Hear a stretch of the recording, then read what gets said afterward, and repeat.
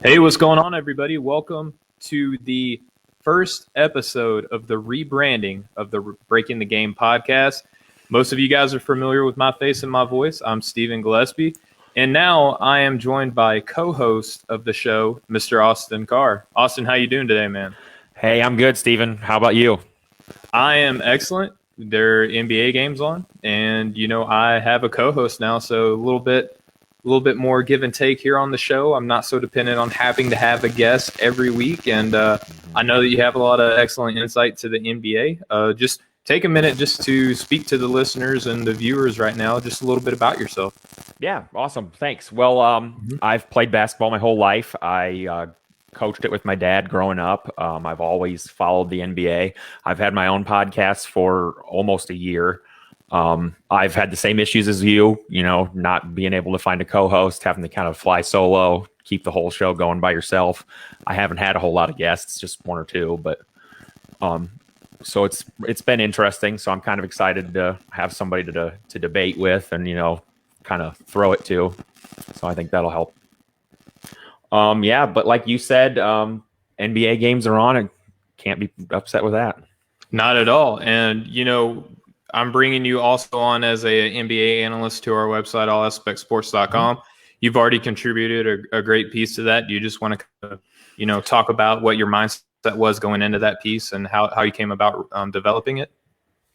Yeah, sure. So it was something I kind of honestly just threw together fairly quick. Mm-hmm. Sorry.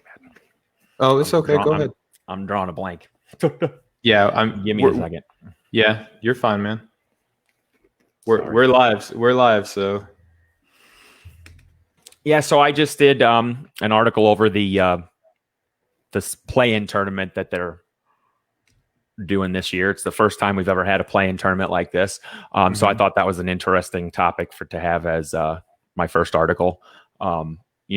Eastern Conference was probably not going to have a play-in. The Wizards and they haven't looked good, and I think they're like 8 games back. But basically what it is each team, the bottom 5 teams, I think, are all within like 2.5 games of the 8th seed. And so the way they're doing this play-in tournament is I think you already know, obviously, but the 9th seed, if they're within 4 games of the 8th seed, they will have a 2-game play-in tournament. If the 8th seed wins 1 game, they're in. If the 9th seed wins both, they're in. So I think it's pretty interesting. It was just something that I thought was exciting and different. Adam Silver kind of struck gold earlier this year with his idea about the All-Star game. So I thought it was kind of a cool thing to hit on. Hopefully it'll be as successful as that was.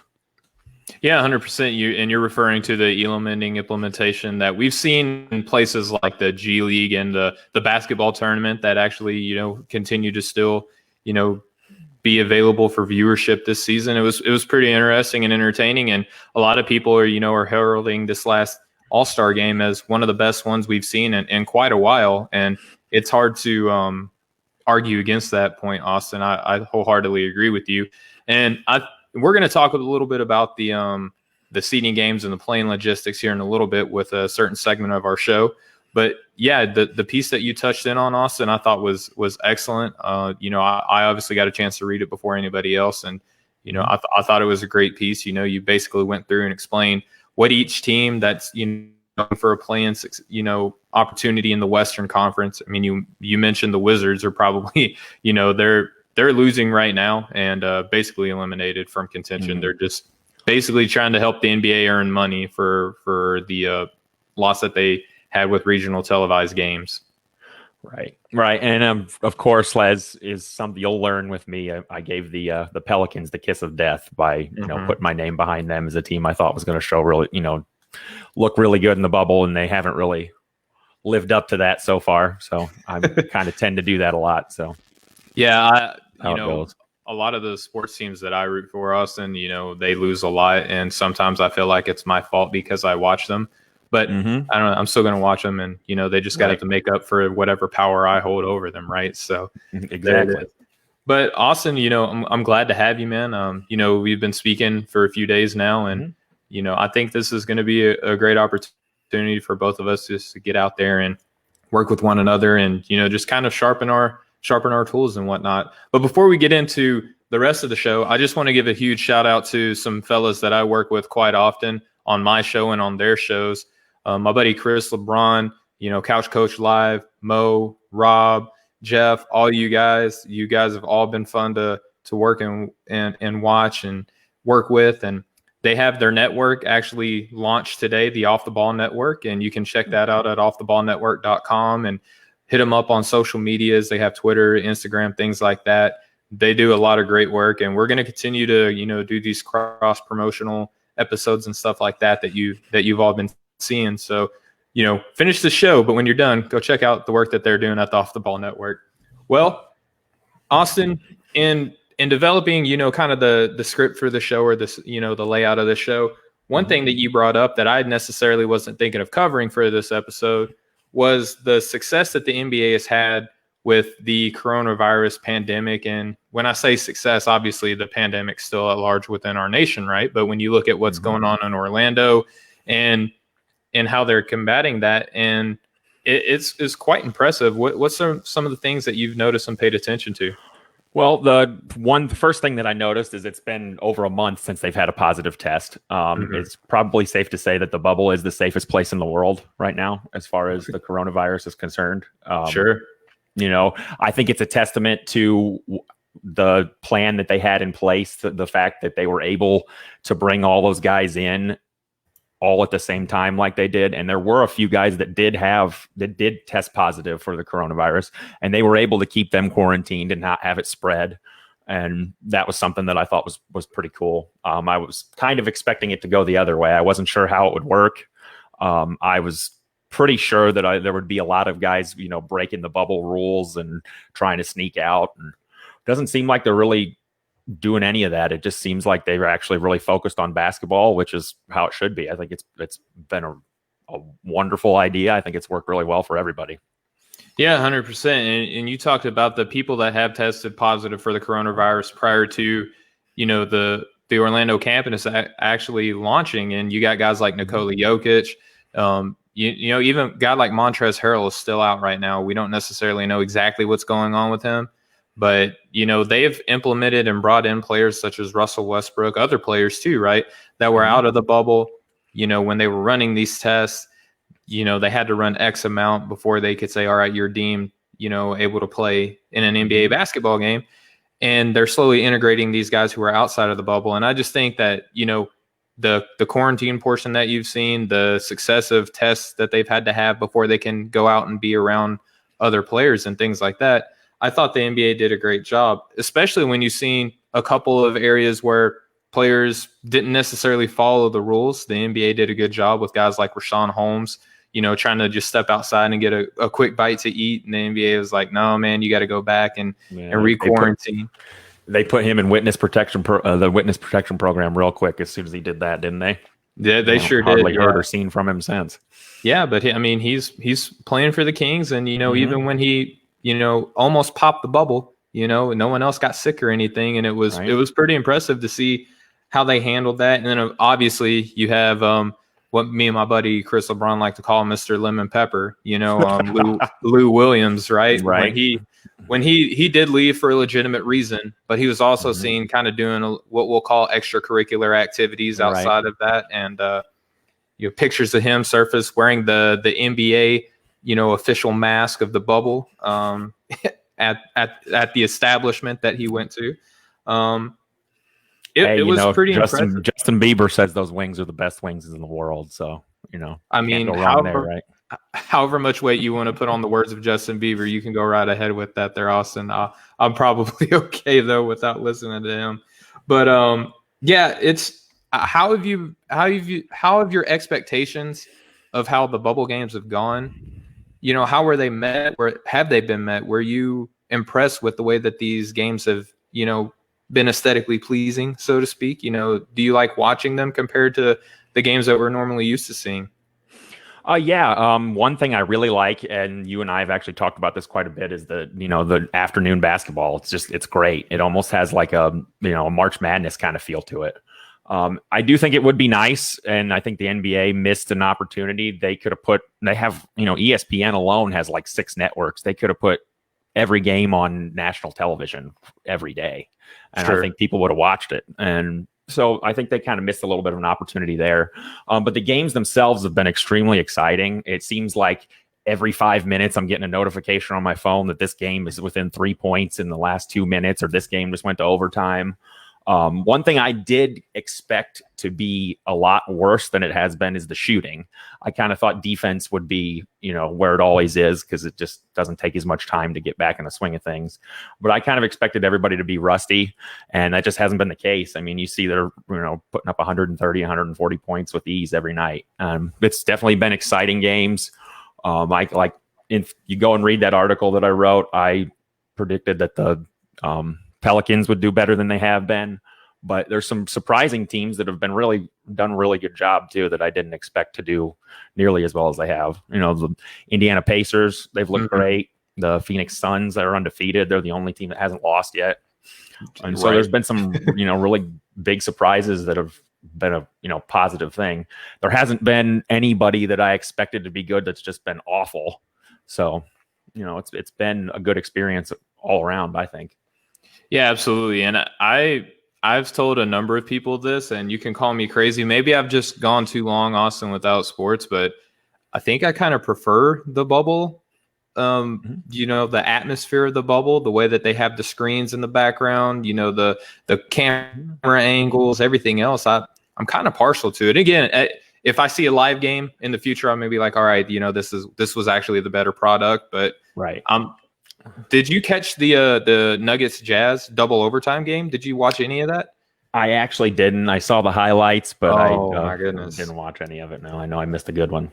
You missed the Bubble Classic. It's probably one of the best games in NBA bubble history. I caught the half of the first overtime and the second overtime on the radio. Yeah, it was a pretty impressive game, I'll say. And the reason I bring that up, Austin, is because when you watch this game and we're talking about how the bubble has met our expectations, at least have exceeded mine, right?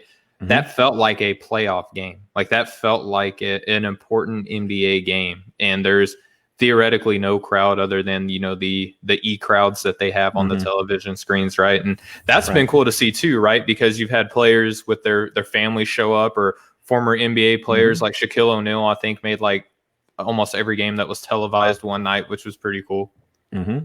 Yeah, I think they've done a great job integrating technology and kind of trying to make it still feel like a packed house. And it has had a playoff feel. That's a really good point. I think a lot of the games have had a playoff feel, even the ones that aren't necessarily that close. I just like the whole overall feeling that the bubble gives. And I think part of it too is the reason it's, exceeding our expectations is because of the bubble and how focused everybody is. It's all they really have to do is play basketball. They can't go out. They can't really go see their families. I'm sure they've all got a couple people there, but not many.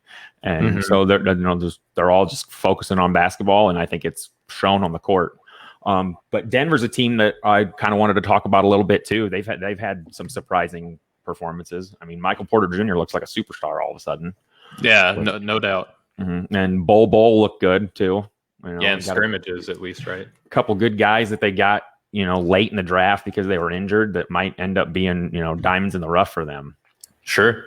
Yeah. You got guys like Morris and, Grant, who they traded for Oklahoma City. He's been really, really good this season as well. They're a surprise team, but I want to get into a little bit before we get into the team specifics there, Austin. I want to talk a little bit about the seeding games in general and the logistics behind the play-in tournament.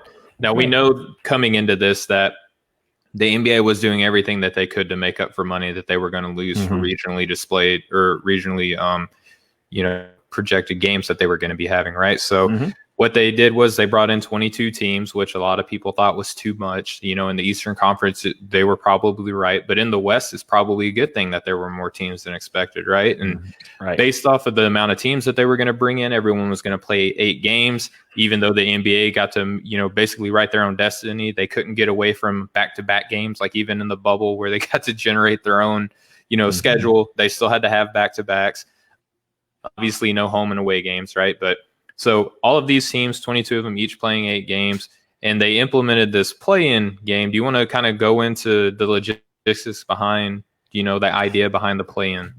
Definitely. Yeah. So I think it kind of has a little bit of an international soccer feel to it in a way with, they have the seeding games. It's almost like group play. Sure. And then after that, you go to, a tournament. And I think that's been a really popular style of play all over the world as far as soccer goes for a long time. And I've heard a lot of people in sports media and around the NBA talk about that as a possibility for maybe something like a change to the All-Star game. Some kind of way to do maybe a mid-season tournament, but this has been a good, I guess, test run, you could call it. But the seeding, like you said, it's 8 seeding games. And so after that, we've got if the 9th seed in either conference is within 4 games of the 8th, which right now there's 4, maybe 5 teams in the West that are within 4 games of the 8th seed. But whoever makes it to that 9th seed, they're going to have basically a best of 2 play-in tournament. So the 9th seed will have to win both of those games to then leapfrog the 8th seed and make it into the playoffs. Whereas the 8th seed gets a little bit of, I guess, almost a home court advantage. They only have to win 1 game. Right. So I think it's definitely made it more interesting. One of the teams that I even talked about in my article was the Phoenix Suns, that I didn't think that they belonged in the bubble. I mean, they've completely proved me wrong. They've gone 5-0, and that's part of Adam Silver's genius, I think, is he knows what strings to pull and who to put where, and he always kind of seems to make the right calls. Yeah, 100%. And basically, Phoenix, the only reason they got in is because the Eastern Conference had to have someone, be a play-in team, and that was the Washington Wizards. And it just so happened to be that if the Wizards made it in based off of their schedule, the NBA just had to throw in Phoenix just to kind of appease, hey, this is what the cutoff was, right? So they had a stacked house. One theory that I had, Austin, was that it worked out to where there were 6 teams. What I would have loved to have seen was maybe move in a couple of those bottom feeder, the bottom feeder East or West teams into the Eastern play-in and let them have an opportunity to compete in the East. Now, I know that there are 15 teams, all of them being Eastern Conference teams, right? That would have voted no against that. But I thought that would have been cool. But yeah, it does have a little bit of a soccer feel, Austin. You're right. And we all know that Adam Silver has constantly looked at soccer as an example, at least globally, because soccer is the world's most popular sport, right? Like in America, the NFL, has a stranglehold on that. But globally speaking, soccer is the way to go. And, he's had mentions of, in-season tournaments and stuff like that. And with the success that the bubble's having now, they're talking about this idea where come, basically the anniversary of the coronavirus outbreak, March 11th, right? Basically from there, kind of restack everybody based off of their seedings, and the top teams play against each other, therefore more games matter. So I thought, like you mentioned, Adam Silver struck gold with the way that this worked out. I don't think that this could have gone any better, other than possibly the Pelicans not being a complete little brother of the NBA and not knowing how to manage their asset. At least I was just going to say, I think it's about time they take the training wheels off and see what they've got. It's been long enough. Yeah, with Zion, they were talking about today, right? That if the Pelicans lose today, that they're no longer going to be able to make make that play-in scenario. If you look at the way that the standings were, and then correlate that with the strength of schedule between the Grizzlies and the Pelicans, it seemed like the NBA did everything that they could, at least on the executive portion, to have a play-in tournament to where you could possibly see Zion versus LeBron James in the 1-8 matchup, Austin. Well, I think it showed on the opening night of the bubble, the fact that they scheduled the Pelicans and not the Bucks to be that first game of the return. You've got LeBron and the Lakers and Kawhi and the Clippers in the second game, and it's pretty obvious that the NBA's pushing Zion more than just about anybody else. I think they know he's probably the future face of the league, and I think I agree with you. I think it's shown. I think they obviously had the easiest schedule, at least on paper, coming into this. Sure. But one other thing I did want to kind of mention too that I like about this whole bubble thing and the idea that you mentioned of a play-in a mid-season tournament. Just imagine if this bubble started with everybody with a 0-0 record. the Phoenix Suns would be in first place right now. And they're a team that hasn't had anything to play for in 10 years. And that's awesome. It gives their fans something to get excited about. It gives their players that, maybe they get to hoist a trophy. It's not the NBA championship, but it's better than nothing. So I think it's, there's a lot of options that could come out of this. And I've heard too, there's a chance that they may have to do a bubble again next year if we don't have this, pandemic figured out. And I think that'd be a long time to be stuck in a bubble, but I think they could figure something out to make it work. Yeah, 100%. I think maybe multiple bubbles, and then as the top teams for next year kind of reveal themselves a little bit, maybe condense to smaller amount of bubbles, things like that. We could have a whole nother show based off of that though when this season is done. Right. And another show that I know you and I have talked about offline is doing like an all bubble awards for next week. So anybody watching, listening now or later, we're going to be doing that. So please stay tuned. But we're talking already, Austin, about how teams have kind of played well, teams have not played well. This next segment that we're going to be discussing are the power rankings, right? Where basically you and I were going to evaluate who are the top teams in the East and the Western conferences. And we're going to do it not based off of who they have on their teams, right? Not based off of historically how talented they've been, solely based off of bubble play alone. We're going to, not solely based, right? Because there are some level of expectation that these teams had coming in, and that's basically how power rankings work, right? Austin, is that right? They're a little more in the moment, so much as than traditional standings. I feel like so it's going to a little bit more, have your finger on the pulse of exactly what's going on in the bubble. Yeah, and we're going to start with the Eastern Conference, and since you're on Eastern time, on Pacific time, I feel like the appropriate thing to do is to let you open up with your power rankings for the East. Awesome. Well, I should have mentioned this at the beginning of the show, but I am based out of Indianapolis, and I'm sure you're going to call me a homer, but I actually have the Indiana Pacers as my number one team in the East. They're four. Yep. See, they're four. I'm not really even that big of a Pacers fan, but they are fun to watch. I was really surprised that they've played as good as they have. Obviously, TJ Warren has been on another, what did he say? On another planet, I think they said the other day. Basically, he's been terrific. But, I thought the loss of Sabonis would kind of kill their chances. But along without Brogdon too playing. Brogdon's not been playing either. But, I think only having one big man in the lineup has really honestly helped their offense, their flow. Sabonis is a great player. He was an all-star this year. He's a double machine. But the way the NBA is today, having 2 7-footers on the floor just doesn't really work if when one of them can't shoot. So I think Turner and Sabonis, they're eventually going to have to pick between those two guys. But Indiana, they've had big wins. They just beat the Lakers. They beat Philadelphia, they beat up on Washington. The only team they've lost to is still undefeated. So that's why I put them number one. They have, no bad losses, a couple good wins, and they've just really surprised me. Number two, I think you'll probably disagree with me on this one, but I actually have Boston. I know a lot of people are really high on Toronto, but I just kind of like to base things off of head-to-head matchups, and Boston did just beat them by like 20. So that was really the only thing that kind of set them apart there. I like both those teams. I think they have, in my opinion, the two of the three best coaches in the NBA. I think they should be in the discussion for Coach of the Year just about every year. So I have those Boston at 2 and Toronto at 3. Boston, they're 3-2, but they, like I said, they just beat Toronto. They beat Portland, who's looked good, and they beat Brooklyn, who has also looked pretty good as well. And the only teams they lost to are Milwaukee and Miami. Those are, good teams, and just like the Pacers, no real bad losses. I don't think you could really go wrong with putting any of those three teams, 1, 2, 3, whatever order you want. But that's how I saw it. I've got Indiana, then Toronto, or then Boston, and then Toronto at third.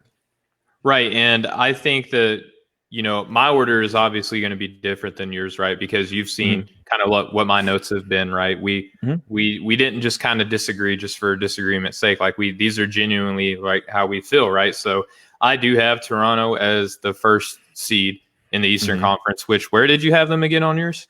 I have them third. You have them third, and I have them first. So I understand your reasoning behind this, right? But hear this out, right? So they beat the number one seed in the Western Conference in a game that LA was still looking to be competitive, right? Like they had, their star guys out there. It was a big win. It wasn't like LA was like out there just kind of existing. Like they were determined to win, and Toronto beat them. They beat a Miami team that's beat some pretty prominent teams in the NBA. They've had some bad losses, sure, but not many. But yeah, taking out those two, and then obviously Orlando. I mean, they're the home team of the bubble, if that holds any weight at all to the power rankings in your eyes, Austin. But the only loss they had was a team that we had both in our Eastern power rankings, right? So I think that being the one loss that they have, I think that does hold a lot of weight. My second team in the East is Indiana, who you said that you had one, right, Homer? So right. I have them second overall. They're 4-1. Again, they're another team that beat the Los Angeles Lakers. They beat the Philadelphia 76ers, the Washington Wizards, and the Orlando Magic, right? I do think that one loss, even though Phoenix is doing phenomenal, I'm sure we're both going to be talking about them here in a little bit. It's still the Phoenix Suns. Like, even though that they're playing out of their minds right now, like they started the season off pretty well too, if you remember, right? Phoenix played very, very well, but they kind of showed who they really were later in the season, right? But I think that one loss against Phoenix kind of, in my eyes, it holds them for being a true number one, right? Because if there's two one-loss teams, right? One team loses to the Boston Celtics, one loses to the Phoenix Suns. To me, the Boston loss is better than the Phoenix loss, just in my eyes, right? I can't argue with that. Like I said, I wouldn't, have any issue with these three teams in any order, really. Right. And then the Boston Celtics, I do have them third because they are a two-loss team, right? Even though that they lost against the number one seed in the East and the fourth seed in the East, right? They did beat the Toronto Raptors in a substantial win, but their two other wins are teams on the outside looking in, basically, right? With Brooklyn, kind of a fringe playoff team in the East, and then Portland, although they are playing well, and I'm going to discuss them here in a little bit too. They're still the team that's on the outside looking in. So I think that their wins aren't as impressive as their losses, if that makes sense, right? Like Milwaukee and Miami are both great teams. Either one of those could come out of the East in my eyes in the finals, but I don't see Brooklyn doing anything big this year. And even if Portland gets in, they may give the Lakers a little bit of a scare, but I don't see them doing much else other than that, right? So I think that you kind of have to, hold that when you're doing your power ranking, at least to me, right? Like I respect everything you said, all great points, but I just happen to see it differently. Hey, and there's no problem with that. And I went back and forth with that about, Boston's wins aren't that impressive too. That was something I thought about too. But I just, I put probably a little bit more weight than most on that Toronto-Boston matchup. And that's kind of what tipped the scales that way for me. But like you said, I don't have any issues with anything you said about your list either. Yeah, right. And just to be upfront with you, I have Boston making it out of the East in my finals predictions. And if you want to, when we get done talking about the topics that we had up front, we can go ahead and give our playoff projections because I haven't had to have that conversation with you yet. So looking forward to that. And just I gave you the opportunity to be the number one, person out of the two of us to talk about the Eastern Conference, I'm going to go ahead and open this up against the West because I'm here in Washington State right now. Hey, do your thing, man. There we go. All right. So number one, the Phoenix Suns, only undefeated team in the Western Conference. They've had good wins too. It's not like they're just beating bottom feeders. They beat the 2 seed out of the West in the Clippers. They beat the 4 seed out of the East in Miami. They beat the 7th seed in Dallas. They beat Indiana, who's been surging. We talked about them a little bit. And they beat the Washington Wizards just like everyone else has, right? But still, it's still a win. 5-0. Can't beat that in my eyes. Number two, and this is not a team that I like. I'm not a big Harden fan. I'm not a big Rockets fan. But if I'm taking off my bias hat, I look at the Houston Rockets, and to me, they're second when it comes to the Western Conference power rankings, right? They're 3-1, all three good wins with Milwaukee and Dallas. They're the only team to have beaten the top seed in both conferences out of both of our power rankings, right? So that holds a lot of weight. I actually flirted with putting them up at 1, but that loss against Portland, to me, I think hurts them a lot because even though Portland's, they're dogs right now, they're fighting for their playoff lives, they've put down some good teams, and I'm going to talk about them right after I'm done talking about the Rockets. I think that one loss, even though it's to a scrappy Portland team, it hurts them, because if you're compared to another team who's beaten some really good teams and they have 5 wins and 0 losses, ultimately that's why I have Phoenix on top. And then rounding out my top 3 is Portland. They're 3-2. Some really good wins against Denver, Houston, and yes, even Memphis. Memphis has a lot that they're trying to play for too, even though that they're injury riddled, right? They're still out there, giving it everything they have. And their losses aren't bad losses either, right? Like, I know that they have 2 losses. They lost to the Clippers. A lot of teams lose to the Clippers. And the Boston Celtics. I just got done talking about how my number 1 team in the East, their only losses against Boston. That's not a bad team to be losing to. And because they're 3rd in my power rankings too, right? So losing against the Clippers and the Boston Celtics, I don't see as a big hit to a team that has beat Denver, Houston, and Memphis. Yeah, I agree with a lot of your list. I actually have almost the exact same thing, believe it or not. I have Phoenix number 1. I think the Indiana win is what pushed them over the top for me. I had them behind Houston as well until that happened. Me too. But Indiana's looked as good as anybody, and they handled them. I mean, they beat them by 15 points. It's not like it was a game-winning shot. And they did have one of those too against the Clippers. And the Clippers have been the best or second best team in the West all year. And I know we're kind of just trying to base this mostly off of just the bubble, but you got to take into account that they've been a pretty good team. So Phoenix is number 1 for me. Houston is also number 2 for me. Like you said, they're 3-1. They've got good wins. That Portland loss, I have a lot to say about Portland. I'll get to in just a minute. But Houston at 2. And then 3rd, this is where we kind of disagreed a little bit. I have the Clippers. They just beat Portland without Kawhi. And the reason I left Portland out, they have looked good. They have played good. But I feel like the rest of the NBA kind of wants them to get into this play-in game, because they want them to try to push the Lakers. Denver sat 4 starters, and they still took a 45-point game from Damian Lillard for them to barely win that game. And Houston shot awful against them. If they could have made anything, that would they probably would have won that game too. So I think they've kind of been handed some things. Memphis hasn't looked good. The 2 really good teams that Portland played, the Clippers and Boston, they lost to. So that's why I left them off. I don't have an issue with you putting them there at 3rd, but I just think everybody's going crazy about how good Portland's looked. And I just think a lot of that has to do with the fact that their opponents aren't probably going 100%. Yeah, and that's fair to say. In their last game against the Clippers, even though it was a loss, I think that the Clippers did a lot, did some of what they could to help make that a win, right? Because you brought up that the Nuggets sat a lot of players, and I was on a show with my buddy Mo Murphy, who is on the Up in Flames podcast.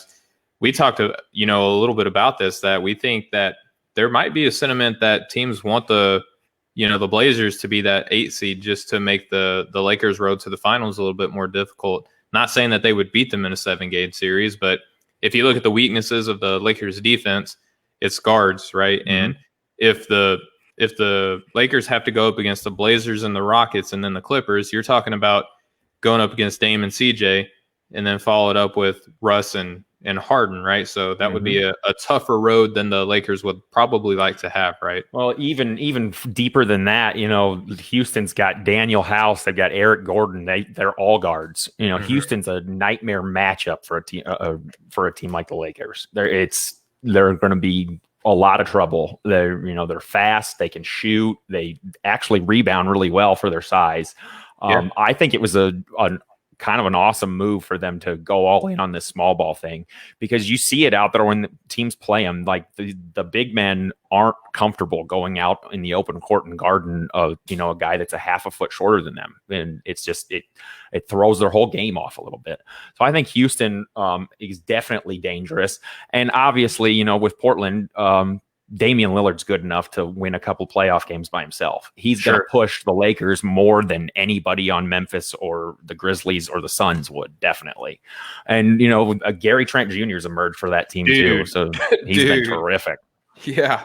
He came out of nowhere. There's been quite a few guys like that with him and Michael Porter Jr. and even really TJ Warren. I mean, TJ Warren's been having a good year, but nothing like this. 100%. Yeah. And those matchups, and even LA could go up against, and speaking of the Lakers, that LA team, right? Mm-hmm. They could go up against Oklahoma City where, they have 3 really good guards and probably one of the more clutch lineups in the NBA. So not saying that any of those teams will beat the Lakers, right? I'm just saying that if you're opening up your very first series against the Blazers, that's a more difficult look than it is against an injury-riddled Grizzlies team, right? So I don't I don't have necessarily anything to say against the Portland being snubbed off your list in relation to the Clippers, but I think that you mentioned too that Portland, their losses were against really good teams, right? But their wins are against good teams too, right? With the Nuggets, there is a chance that they could be the 2nd seed in the Western Conference. Like that could still happen with the remaining games, right? So you're talking about potentially the 2nd seed in the West Conference. The Rockets are climbing up. We spoke about them a little bit too. At least we both see them as the 2nd best team in the bubble right now for the West. Those are good wins. And, you have to play the team that's in front of you. Unfortunately, with the Grizzlies, like that's not an impressive win, so to speak, but it's still a win. Like, and again, like that's how I saw that breaking down. But I totally get that the Clippers, they just beat them. And I think that, pending one more game, if the Clippers were to win and the Blazers lose, obviously I would probably get on that Clippers. And Clippers are my pick out of the West, by the way. So that's who I have coming out of the West. Okay. All right. Well, Austin, we're going to transition next into our players of the week. And again, because of our relation to time zone, I'm going to let you open up with the Eastern Conference Player of the Week. Okay, cool. So I already mentioned him. I have TJ Warren. I think that's probably a fairly unanimous pick for Eastern Conference Player of the Week. He's been out of this world. I kind of went back and forth between him and Joel Embiid because he's putting up, early 2000s Shaquille O'Neal numbers. He's like 34 and 14 or something.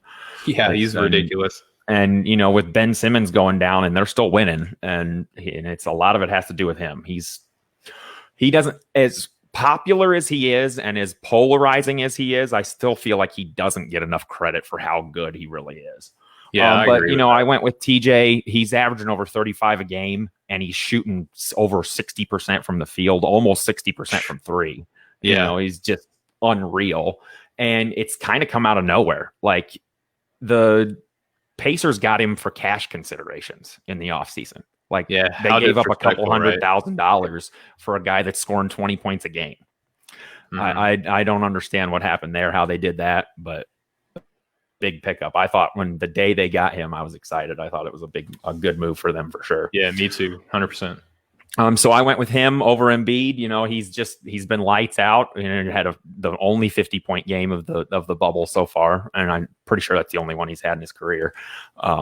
It was kind of funny. I listened to a lot of sports radio, and one of the shows I was listening to, they were joking around about the fight between Jimmy Butler and TJ. And one of the announcers was not being serious, but he said, TJ Warren can drop 45 on you any given night.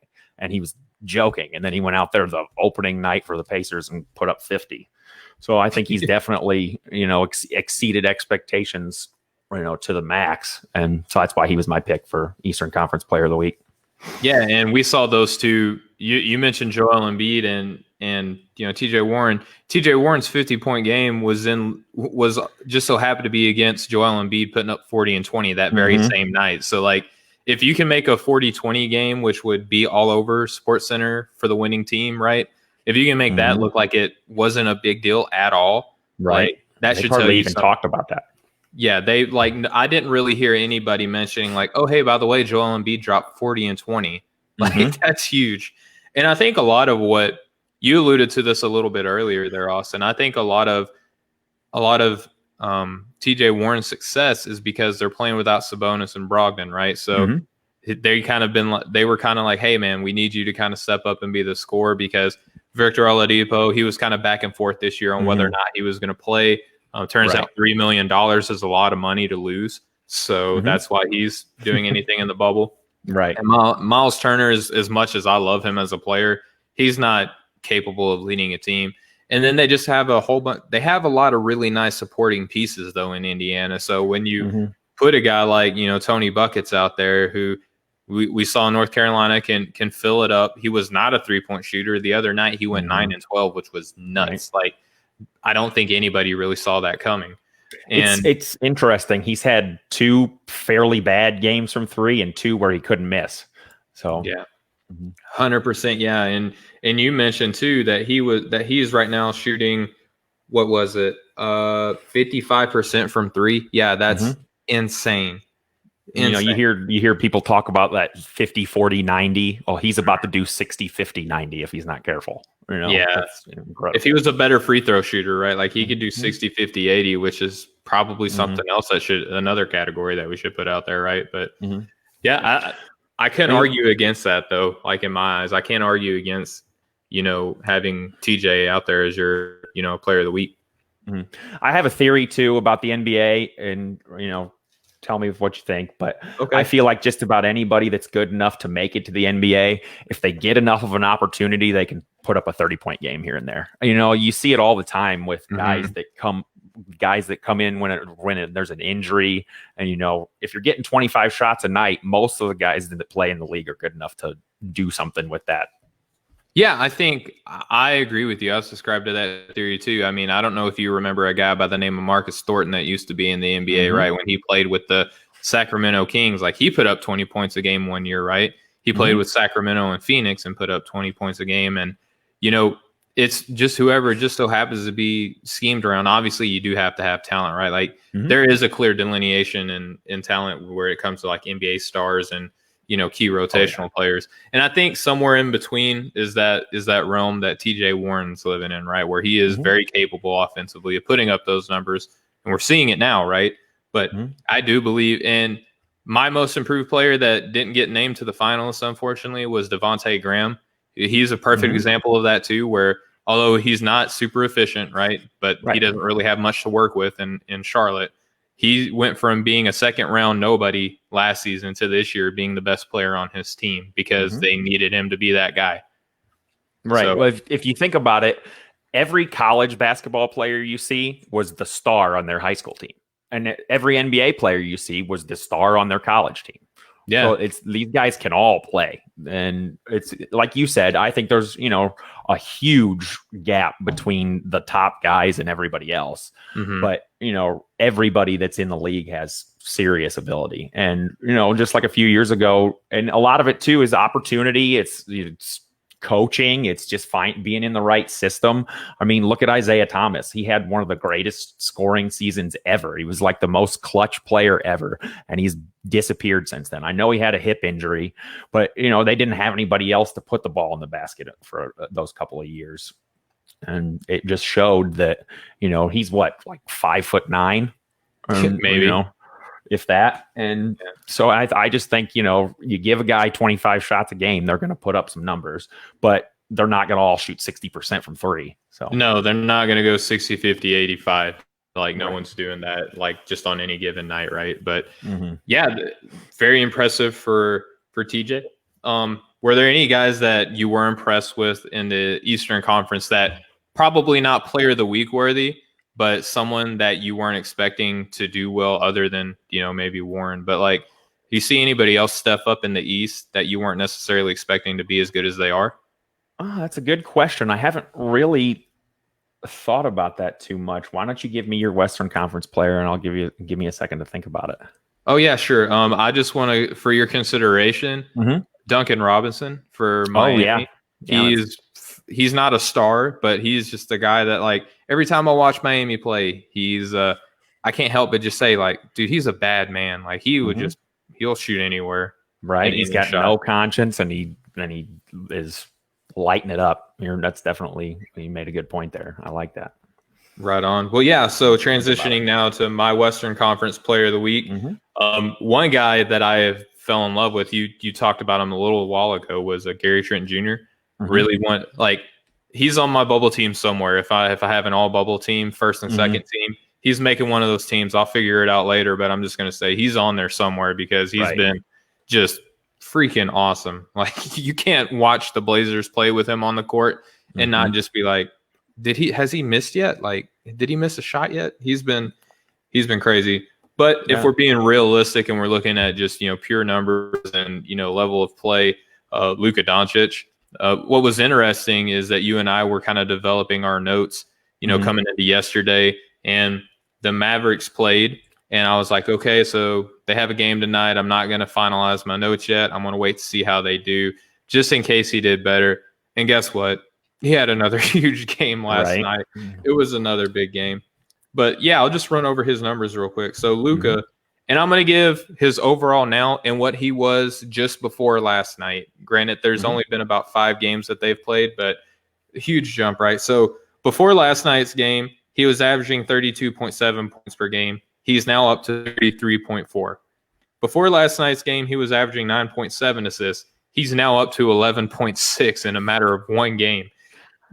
Before last night's game, he was averaging 11 rebounds as like a combo guard, forward, point guard, like hybrid do-it-all guy. 11 rebounds. After last night's game, he's averaging 11.6. Before last night's game, he was averaging 47.8% from the field. He's now averaging 48.3. Before last night's game, he was averaging 29% from 3. He's now up to 30. Before last night's game, he was averaging 75.5% from the stripe. He's now averaging 78.2. So in a matter of one game, like, all his numbers boosted. Not a one of them went down. Like, he had a 30-20-10 triple-double. That was insane. He's had several triple-doubles and double-doubles throughout the entire tournament. Now, I'm not a big fan of the way that I think that he and Kristaps still have a lot to figure out between the two of them, because when Luka sits, Kristaps is a completely different player. He is, I think, better when Luka's not on the court because the offense has to go through him. But when Luka's out, he's basically a spot-up shooter. My dream, if I was playing with the Mavericks on 2K, I would try to do everything I could to turn Kristaps Porzingis into as much of like a Bam Adebayo, Nikola Jokic, even what you're seeing out of, even if he was up to the level of Josip Nurkic out of Portland, where he can pass and handle the ball a little bit too as a big, I think that would unlock so much for the Mavericks. But I digress. Luka Doncic is my Western Conference Player of the Week. Well, one thing you said too is the fact that all those numbers went up, and it's not like his numbers were bad before that. No. And also, this is his second year, and you listed off those numbers, and they're crazy, but you almost don't even bat an eye when you hear it. He does that all the time. It's just incredible how far along his game is already for how young he is. And like they were just saying the other day, he's not going to shoot 30% from 3 for his whole career. He's going to get better at that, and he's going to be even harder to guard when he does. Yeah, and he's going to shoot, and hopefully he shoots better than 78% from the free throw line too. So like, he's already putting up crazy numbers, averaging now a triple-double in the bubble now. And just to see, he put up 19 assists last night. That's why his assist numbers in a matter of one game jumped from 9.7, which is already really, really good, up to 11.6 in a matter of one game. So like, that's how talented this kid is. I don't agree with him being in the most improved player category, although his numbers have improved between last year to this year. I can't remember a time that a rookie of the year went on to win most improved player. That's a good point. Or a top 3 pick in his second season wins most improved player, which speaks to kind of like Brandon Ingram a little bit. I don't think that he should get it because of where he was selected. Based off of the finalists, I think it should go to Bam. But yeah, that's my guy. Yeah, that's you made a good point about where they're drafted and expectation versus reality, and you expect a guy like Brandon Ingram to be a star, and I have him in the conversation for most improved player too, but I ultimately went with Bam as well. But one thing with the Mavericks with Kristaps Porzingis, you hit the nail on the head when Luka's out of the game. He comes out on the floor more. He's more aggressive. I don't know that this is right for sure, but I kind of get the feeling he might be a little bit of like a kind of like a diva almost, in that if you get him involved in the offense early, get him a lot of touches, get him going, he's gonna do better the rest of the night, versus if you just kind of stick him down there in the post and tell him to block shots. I think giving him a bigger role in the offense will ultimately make that team, which is already the best or second best offensive team in the league, even more dangerous. Yeah, 100%. And I think, like I said, I think the key to that is you're right, getting KP involved early would be better. But I don't think it necessarily has to be scoring. I think it could be like if he sees them, like if he's feeling a pass go to somebody and he makes that person's life a little bit easier, I think that KP would ultimately love that and would thrive in that, because when Luka's on the court, he's at the top of the key. He's dribbling a hole in the floor for a little bit, and he's driving and kicking. Like, that's his game, and there's nothing wrong with that. He's super good at it, and it's working already, right? And that's the name of the game in the NBA nowadays. Yep, right. So, but I think that if you do a little high-low with KP and Luka, or with some off-ball cutting, maybe KP just isn't that great of a passer. But I have a hard time imagining that a European player, right, like where shooting, passing, and attacking the basket is something that they teach to every position in Europe, right? So he can step out on the floor and hit a three with ease. I think he can probably handle the ball, and because his height gives him a lot of advantage. Like, you could see him making these, the passes that Nikola Jokic or a Bam Adebayo, and again, even Jusuf Nurkic, who he doesn't average very many assists a game, but he's still very, like, an offense can flow through him as an initiator, which he's a great option to run the offense through when Dame and CJ aren't out there, because they're both pretty ball dominant guards. So it is 100%. kind of hard to run an offense through a big man when you have those guys. But they can also spot up. Yeah, he can also.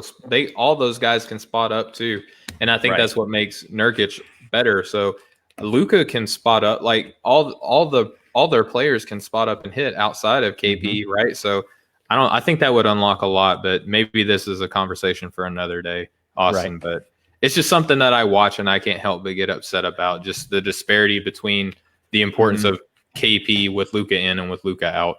Yeah, for sure. I was watching the game the other night, and I definitely noticed a huge difference when they weren't on the floor together. I got your answer for another player from the East that has surprised me. Fred Van Vliet from the Toronto Raptors had 35 the other night. He's always been good, and I've liked him a lot since he came into the league. He went to Wichita State. Wichita, right? Yep. Yeah, I liked him when he was in college. I remember those teams that they had, and I've always thought he was going to be a good NBA prospect. But he's really showed up in the bubble, and probably not. He had a couple 11, 12-point games, probably not good enough for Player of the Week, but he's definitely surprised me for sure. Absolutely, and he's a guy that's in a contract year, so you see this in the NBA all the time. When someone's due to get paid, like, they typically want to go out there and perform better, which he's helping his team at the same time too, so you can't really dog him, right? So, awesome. Before we close for the day, man, I want to get I haven't had this discussion with you yet, so this is new to me as well as it is for the listeners and viewers now and later. What are your finals predictions? Okay, good question. Going into the bubble, I was pretty confident the Lakers wouldn't have a whole lot of trouble coming out of the West, believe it or not. I kind of just feel like they match up pretty well against the Clippers, and I might be wrong about the Nuggets now because they've looked pretty good, but I just don't see another team other than maybe Houston that's got somebody that you could say is the guy that can go out there and win you a playoff game like Kawhi did last year and like LeBron's done his whole career. And I just think, I still am confident that they'll pull it together, just probably considerably less confident. But if I had to make a pick right now, I would probably say Boston and the Lakers. I'd love to see that. It's a classic matchup, a big rivalry. Believe it or not, living in Indiana my whole life, I did kind of grow up a Lakers fan. So you can call me a homer again if you want, but Homer. I just think, it's bad business to bet against LeBron. It is. And I think I have like internally developed like an escape route by saying that I want the Lakers to win, although I don't think that they are. To me, it's hard to bet against the depth and the just the lineup in general that the Clippers have that they can put together. They can go big or small, Right. I feel like in the playoffs, rotations tend to shorten up a little bit, though. They do. They go down to about 7-8 guys, and the Lakers. What we said about Houston causing matchup problems for teams. The Lakers can put a lineup out there that's just gigantic, and they run up and down the court, and then they get in a rhythm. They can hang a lot of points on you in a hurry. They're good defensively, and they've got two of arguably the 5 best players in the league. And I think there's a lot to be said about what I said about having a guy that can get you a bucket down the stretch when you need one, when nothing else is working. I think that's what Toronto's problem was the last few years before last year, is they had a great team. They had good coaching. They had a good system. DeRozan and Lowry aren't going to win you a game in the fourth quarter. And Kawhi is. But yeah, I was going to say, but Kawhi Leonard and Paul George are those guys, right? Exactly. And they also have Montrezl Harrell, who is yet to play. And I think that the success the Clippers have had without, one of their top 3-4 scorers on their team speaks to that depth, right? And even if it shrinks, like, okay, so we're not going to see Patrick Patterson as much. I think the Clippers will be all right without that. They won't see as much Rodney McGruder. I think they'll be okay without that. You know what I mean? So like, true.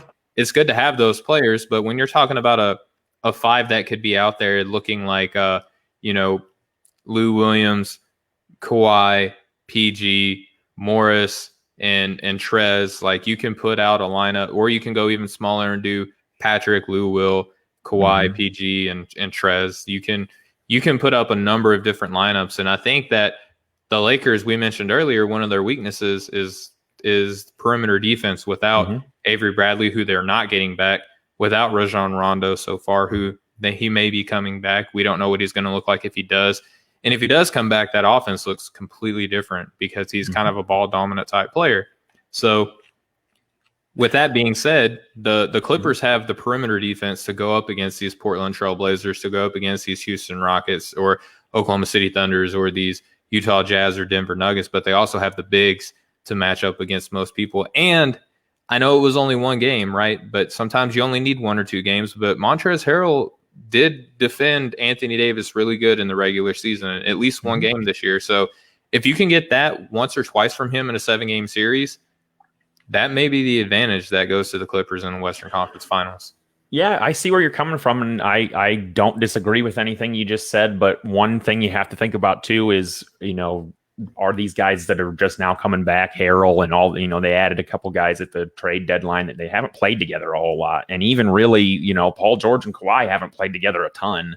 And, you're right. In the playoffs, taking 2 games to figure it out might be too many, and I could see that hurting them. But, they are extremely deep, and I'm just trying to come up with excuses why they won't win. Because I got you. I got you. And there's also the coaching disparity too, I would argue too, between Doc Rivers and Frank Vogel. And also look at the rest of the bench, right? Like the Lakers also have a Jason Kidd on there, which he's a great player. Hasn't really done much as an NBA head coach. He's a big name though, right? But you also have Tyronn Lue and Sam Cassell on the Clippers bench as well. So, and Lionel Hollins, I also want to say they have Lionel Hollins in LA as well. So a lot of star power, even just sitting on the bench, drawing up plays and talking to players. But I think the coaching disparity is quite a significant one when we're talking about the Clippers, Lakers, right? And then out of the East, I wholeheartedly agree. I have Boston coming out of the East. I talked about that earlier. Brad Stevens, love him as a coach. Their lineup is just phenomenal. When you talk about in the East with these rotations shrinking, Milwaukee is going to have to be playing Giannis more than 30, 31 minutes a game. And guys like Brook Lopez, Robin Lopez, George Hill, all the older guys are going to be getting more minutes too. So I don't know how that's going to look. And Miami has shown that they can be competitive against the Bucks a lot. And we could very well see that in the second round of the NBA playoffs. And I don't know if the Bucks want to have that matchup. You know what I mean? So I agree with you 100% on that. I think the Miami Heat are very well built to to match up against the Bucks. I think Adebayo is the perfect guy. If there is such a thing to slow down Giannis, I think he's probably the guy you want, or like the prototype of the guy. And, we saw it last year. Kawhi kind of pushed him around a little bit, and that completely changed that series. And I think, he's obviously, Giannis is terrific. I think he's probably going to win MVP and Defensive Player of the Year. I don't see how he wouldn't. And I don't know why I don't think the Bucks will make it. They're the best offensive team and the best defensive team. They shoot the most threes, or second. They shoot the second most threes, but they made, I think, just about as many as Houston this year. And the one thing that they don't do well is they don't defend the three well. So if they were to get into a matchup with a team that can really shoot it, that's their one weakness for sure. Yeah, and we've seen that in the bubble a lot. The Heat put a hurting on them, but the one thing I will say for the Bucks is you can't think a game is in hand and then tune back in 5 minutes later and expect the Bucks to still be down, because we've seen that now I think twice in the bubble where they were just like, okay, time to turn it on, and they did, and they crushed whoever they were playing. And the Shaq and Kobe Lakers were guilty of that all the time. When it didn't really matter as much, they kind of took it easy. They picked their spots, but they were able to turn it on, and that's a hard thing to be able to do. But I think the Bucks rested Giannis all year. I mean, he has only played 31 minutes a game. I think he's going to be raring to go. I mean, think about how many fourth quarters he's had to sit on the bench. I mean, I know it's great because they're winning, but he wants to be out there. Yeah, he's a competitor, man, for sure. But yeah, Austin, this is the first time we're co-hosting an episode together. We're gonna get a better feel for each other as we go through, and I think I got my opening jitters out of the way. They're pretty quick, so hopefully we'll pass that. I thought so too. You overcame it. You were basically an embodiment of the Bucks, right? Like, just when you thought you were down, right? You looked away and come back, and here you are giving all these strong takes, man. So I appreciate you just being available, wanting to co-host the show with me. For sure. Before we go, I want to give you an opportunity just to let the folks who are listening where they can get a hold of you and your work, and just the best way to do that. Right. Thanks. We just, as because you just did it, we just created a Twitter and a Instagram page for the show. I'm going to do a little work on that here this week. My articles are on your website, allaspectsports.com. I'm the NBA analyst. I have one article up now, and I'm probably going to finish my second one either tonight or tomorrow. And I just did like a regular season awards, team and individual. Nothing too surprising, I don't think. I mean, I don't think it's too outrageous to say that Giannis is probably going to win both those awards, but it's only happened twice before, so who knows? But, I check out the website. Everybody go, Steven's done a lot of hard work on it. It's a really awesome site, and we're just getting started, but I think we're going to hit the ground running, and we have a lot of good guys I'm excited to work with, and I think, we got a good thing going here.